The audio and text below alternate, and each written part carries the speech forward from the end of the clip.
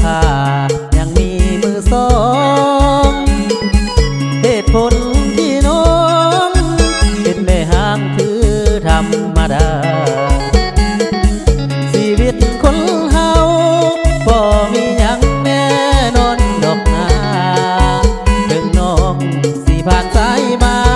ให้บ่ถือสาดอกนาคนนี้อายหักน้องแค่บอกแค่สิ่งใดเปิดทางหัวใจพร้อมยกให้น้องทันทีแม่หางลูกหนึ่ง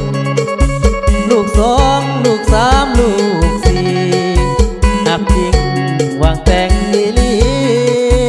ศาสตร์นี้ก็มีเพียงนามก็ห้างมาเสน่ห์มันบ่เจืองคือตะพังเสบ่เพดัง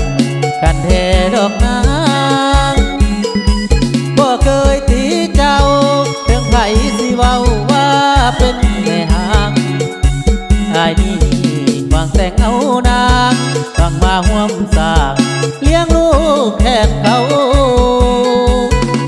มาหักกับอายเถิดหน้าดวนน้องอายขอหับพ้องสิดูแลน้องแทนผัวเก่าแม่หางลูกสี่ลูกห้าลูกหกอายก็สิเอาขอเพียงแต่น้องลืมเขาให้ผมสิเอาน้องเขาวิวา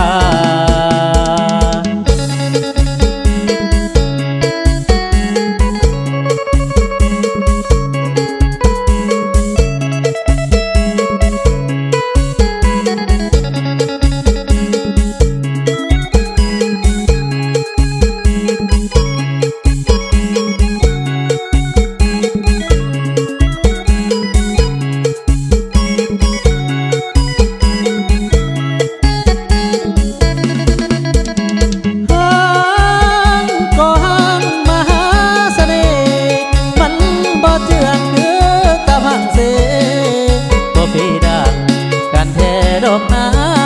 งบ่เคยตีเจ้าเรื่องไฟ